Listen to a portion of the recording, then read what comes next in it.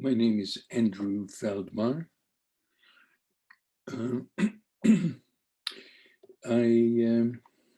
have been interested in psychedelics ever since 1967. That's about 53 years.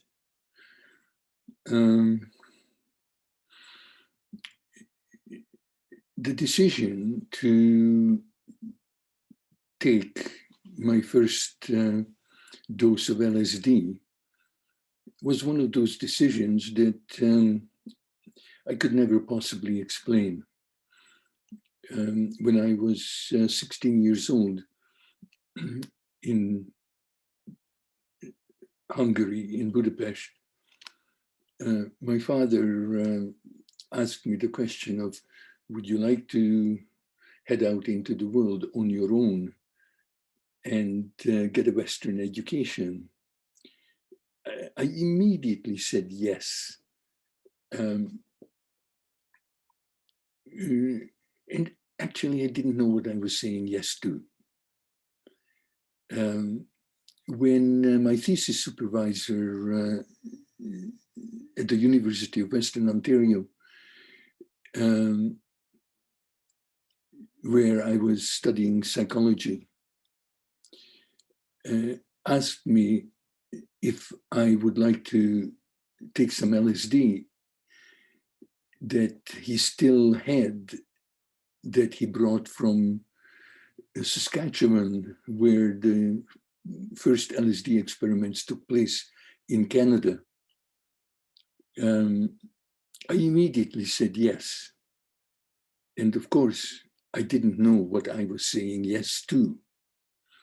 I guess what I was saying yes to was an adventure.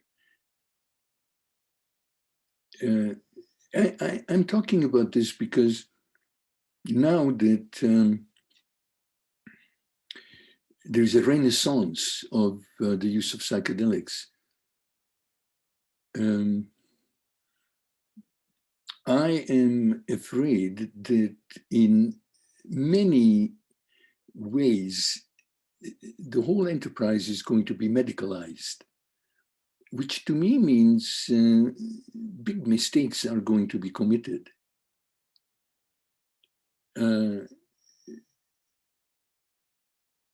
For example, how is one to ask for informed consent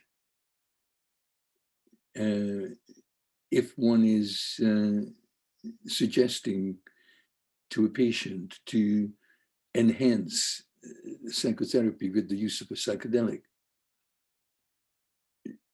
The person wouldn't know what he or she is consenting to. You know,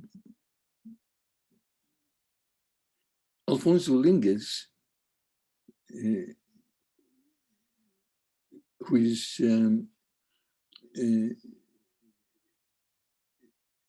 a philosopher of ethics,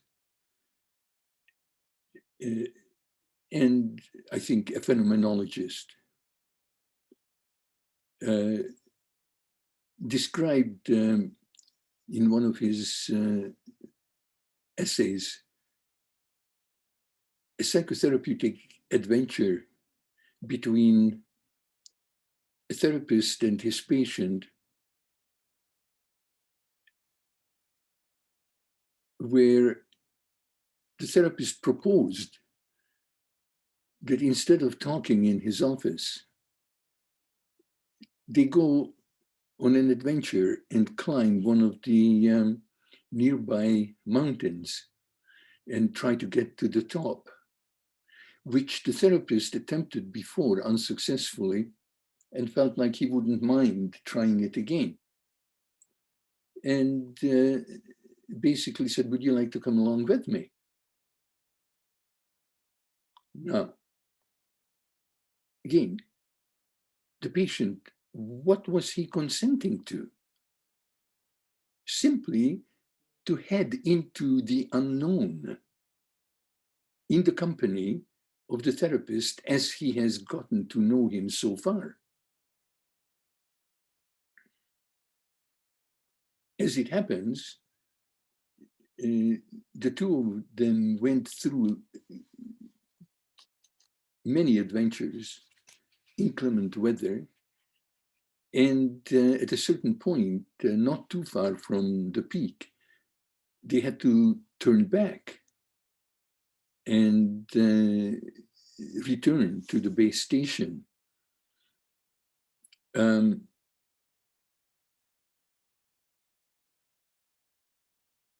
So one could say they were unsuccessful, but the relationship between them changed significantly.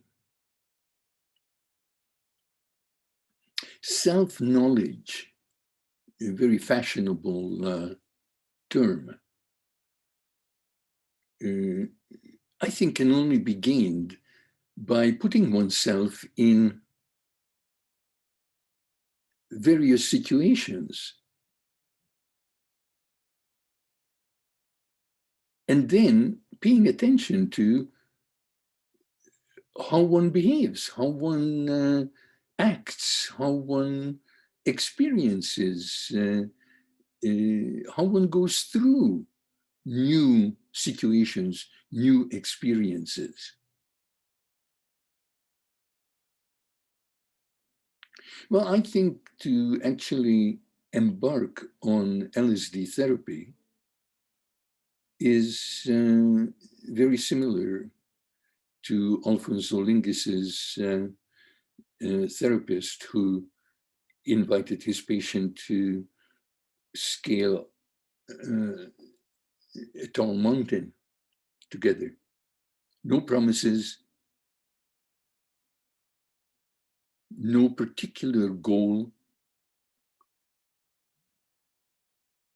some previous experience. Basically, they headed into the unknown together.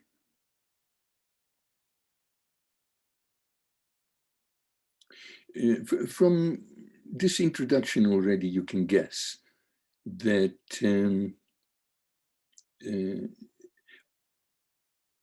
I would advocate the use of psychedelics within the context of psychotherapy, not to put the cart before the horse and talk about the wonderful effects of entheogens, empathogens, psychedelics, plant medicines, etc., outside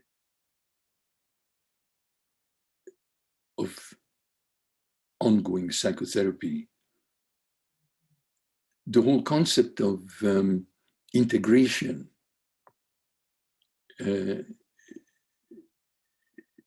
becomes meaningless if we are thinking about the use of psychedelics within ongoing psychotherapy.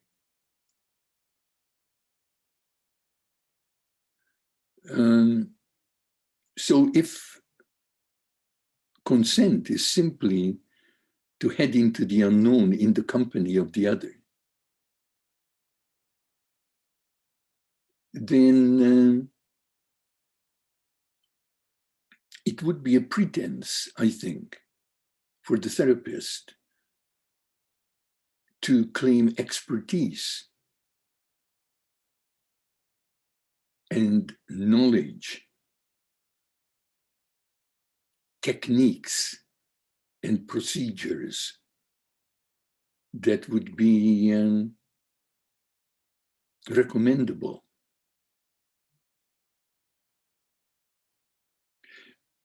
I think of a story I heard about Lourdes, the sacred place where people from all over the world go to dip into the magical waters for healing, physical and otherwise.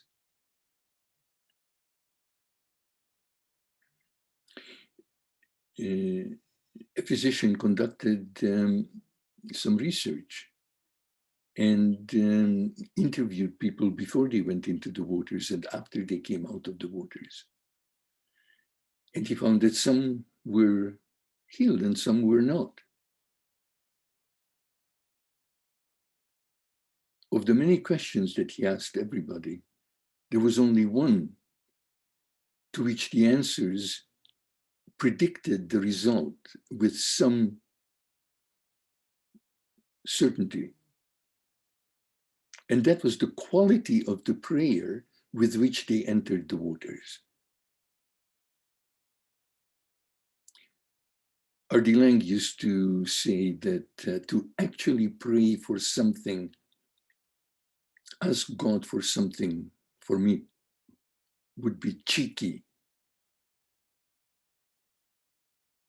So the only prayer that makes any sense, if one really thinks the situation through, is let thy will be done, not mine.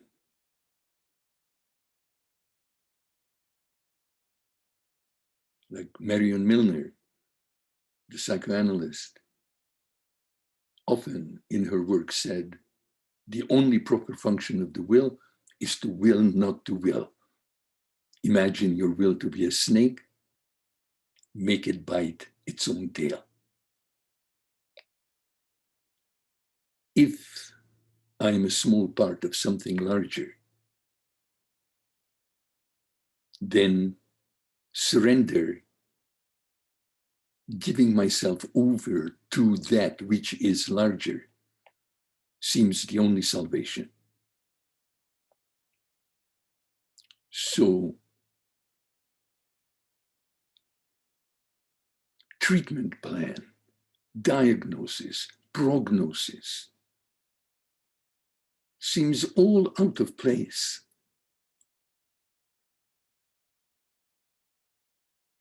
For both therapist and patient, even without the use of psychedelics, radical psychotherapy, as Laing referred to what he was doing when he didn't call it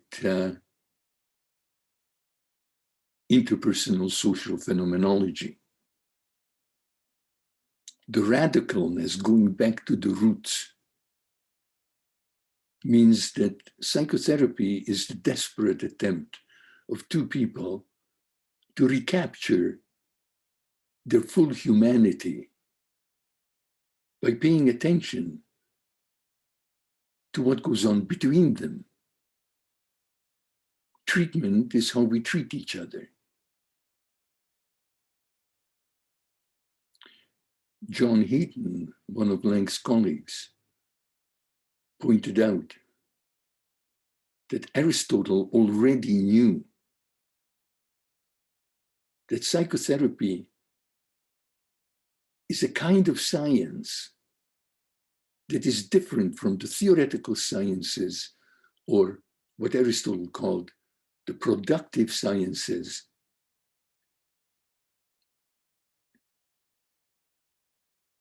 The third kind that he named was the practical sciences. Aristotle gave examples. Theoretical sciences are like physics, mathematics. The productive sciences, he gave the example of architecture and medicine, because there are blueprints that you can compare what you do. You compare it with the blueprint and you can tell how well you did it. If I broke the bones of my arm, I would expect the physician to have an idea how they ought to be and do what he can to fix my broken bones. So eventually they will be like they should be. The so-called practical sciences, Aristotle gave the example of ethics and politics. And I would suggest psychotherapy. There is no blueprint for a good Andrew.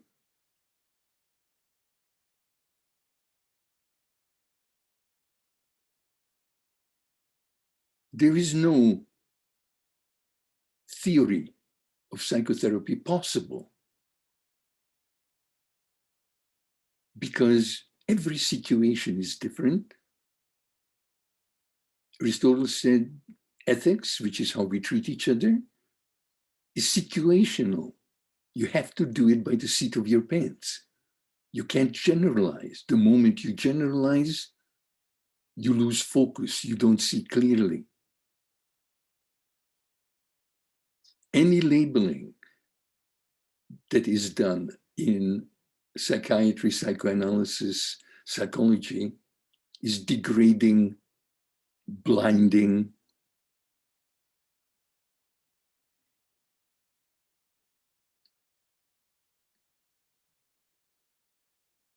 Wilfred Bion, when he suggested that the psychotherapist ought to cultivate what he called a zero state, where he has no expectations of the patient, even if he or she comes, say, the 150th session, doesn't mean that the therapist should expect that person to be continuous with who he or she was before. To allow maximum change, in the zero state, the therapist remembers nothing. Every moment is a fresh moment. The therapist is an eternal beginner. Actually, the word respect comes in here, which means to look again. In the zero state, the therapist looks fresh at who is present here and now. So in that here and now, no theory, no blueprint, nothing can apply except what is here and now.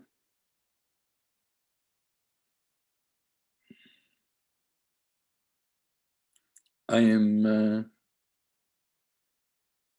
in my 81st year of life. I'm still working, I'm still seeing people in therapy. It's not because I have to, it's not for my livelihood. It's because I'm still learning, I'm still literally practicing. Like Pablo Casals practiced the cello, even past the age of 90, because you can always do it better. I'm still learning. The learning curve for me is still steep. Every patient I see has the potential to surprise me.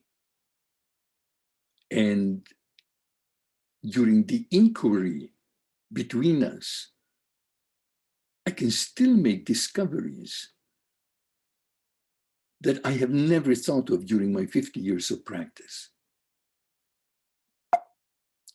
So primarily, I think of myself as a psychotherapist, that occasionally I attend people who choose to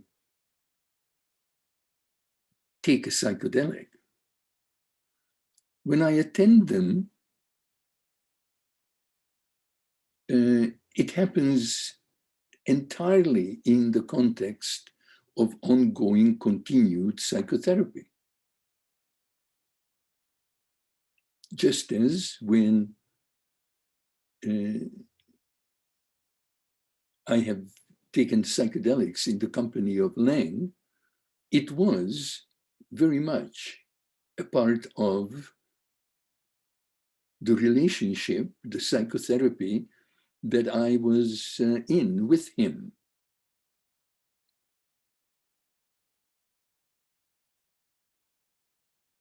Now for him, just like in ordinary therapy, he would not lead, he would have no desires. He would simply be there, 100% present, ready for anything that might arise. I felt totally free to go within. I didn't have to worry about him, or come out and address him. At which point he was always totally responsive. I talked about this exchange before, but it's worth talking about again. At one point, by the way, Leng usually he took a psychedelic himself, the same one that his patient would. Perhaps not the same strength. When I started to attend people, he suggested maybe I would take half of what the patient takes, just so that we would be together and there would be no danger of the therapist observing from the outside, but participating in the same adventure. In the mountain climbing example, wouldn't make sense for the therapist not to climb the mountain with the patient.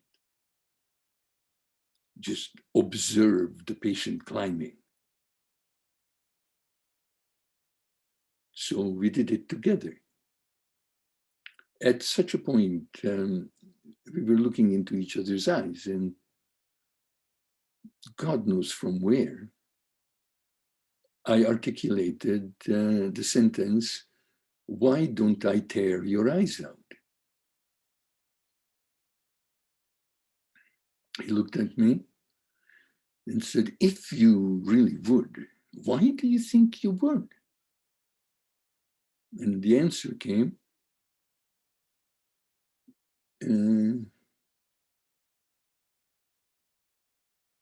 because of revenge or avenge.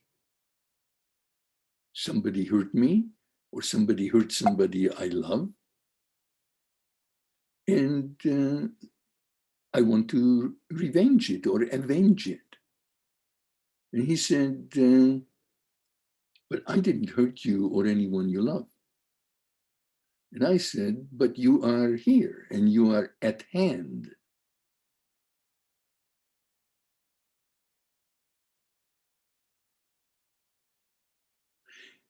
This conversation gets close to something that could happen in any encounter in an altered state of consciousness with another person.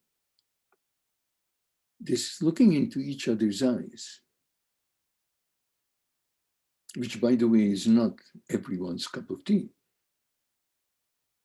I remember taking LSD with a professor of mine,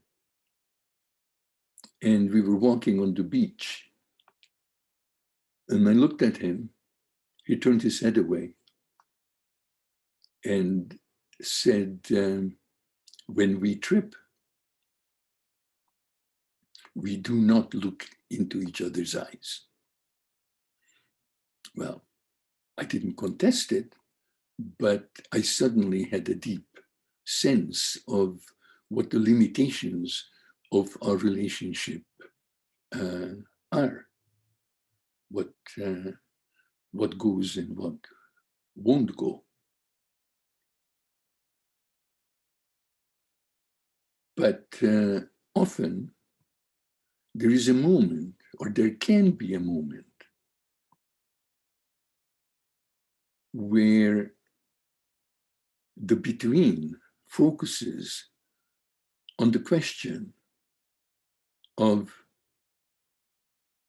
do you love me? Meaning, can I really relax in your company and not fear that you're going to hurt me? One definition of love, one very basic definition of love, I think, is I could hurt you and I won't. is that really true? Now, in that state, sharing an altered state of consciousness at a deep level, I think it's so intimate that it tolerates no deception. I think what counterindicates going into that space with somebody is if one is not sure that one can be harmless, that one is loving the other. Because at that point, when the focus comes, can I trust you? Can I trust that you will not hurt me? It has to be a genuine moment. If there is deception, if there is pretense, the trip can be one of those bad trips. So, is there a symbiosis possible between psychoanalysis and psychedelic psychotherapy? Well, sure. But if you take seriously what I said before, psychoanalysis would be as unnecessary for the adventure of a joint psychedelic venture as taking heavy volumes of instructions on mountain climbing when I try to get to the peak with a partner.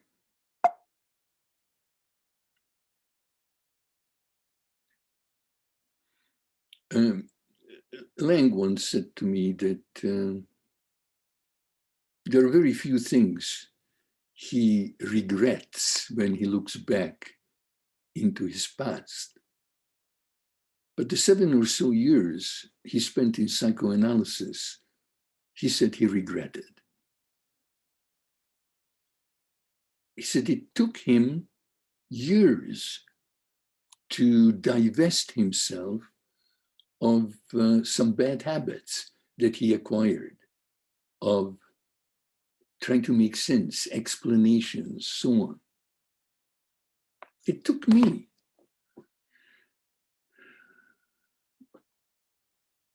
probably more than 30 years of practice before, in the last 20, more and more, I'm realizing that I can love somebody without understanding them.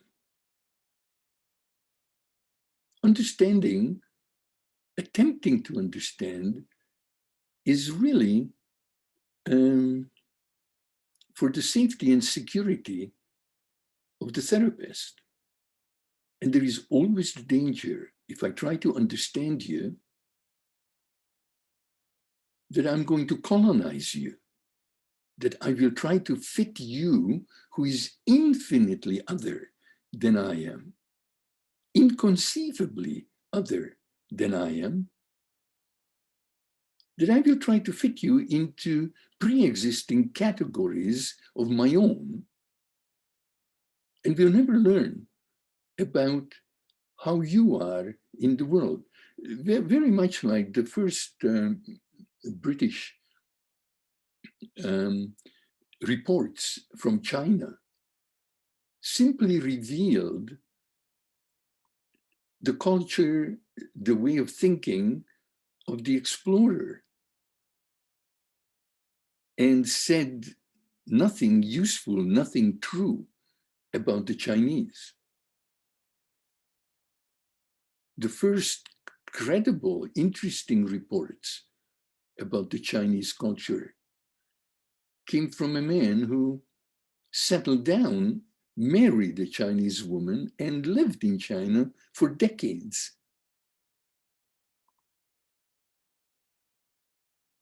So That's why I would say Lang called what he did social phenomenology. In phenomenology, you describe and depict what is as accurately as you possibly can. And that's not easy. That's an enterprise in itself. That's why Lang said therapy is inquiry, is finding between us a way of accurately describing what's going on.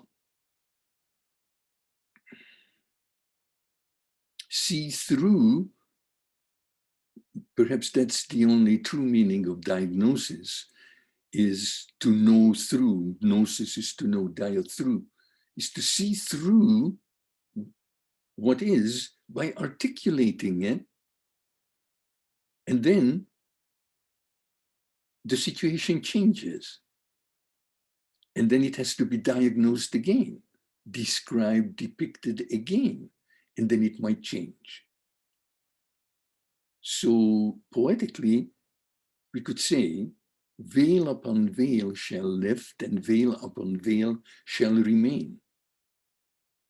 The process of inquiry is therapy itself. So in the moment by moment, full engagement, partaking in the sacrament of the present moment, simply doesn't allow for theories, blueprints, generalizations to interfere with being together, being one, and through being one, the communion that can occur between us, actually tuning into that which both of us are a part of.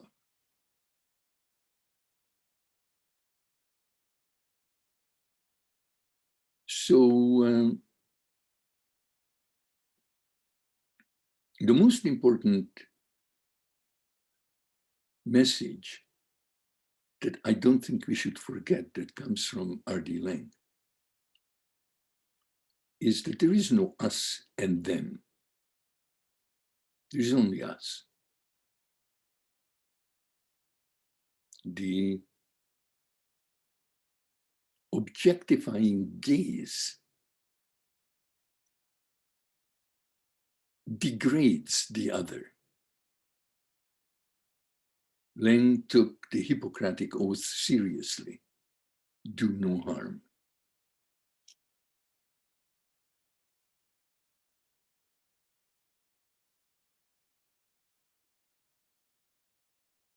The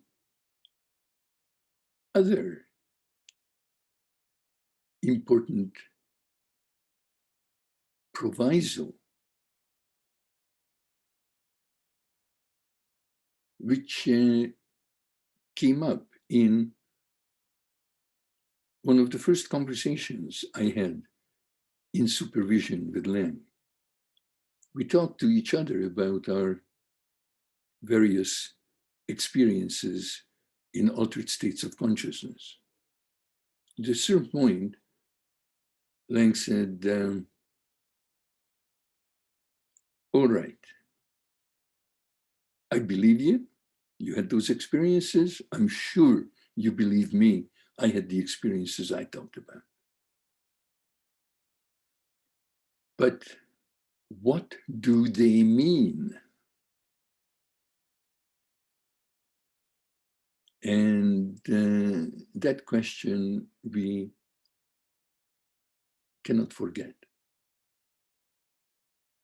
I think that question cannot be answered. Any answer would be probably dogmatic. And part of the tradition that I feel I'm a part of through Laing is a skeptical tradition. Among the ancient Greeks, skeptics thought of themselves as the therapists, And they thought that people suffered because of their dogmas. So their favorite question was, are you sure?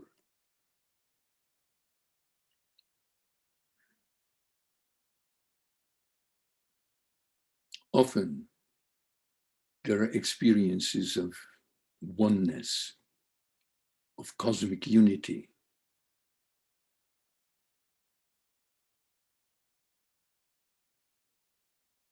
What does it mean?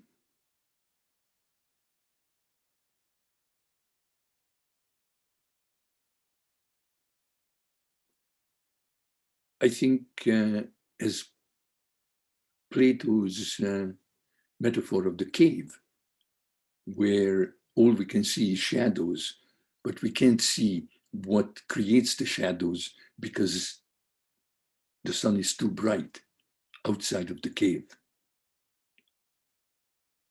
I don't think that it is humanly possible to know whether psychedelics open the doors of perception to a reality, or whether what we experience is due to the effusions of a poisoned brain, a poisoned nervous system, a near-death experience.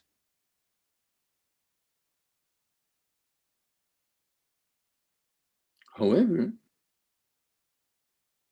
whether the poetics of what we come back with from a psychedelic adventure are used as metaphors, or whether we suspect that they are accurate depictions of a more complex and fundamental reality than normally we are aware of, it's an academic question, because the experience, the joint experience of venturing into that territory is unquestionably healing for both patient and therapist.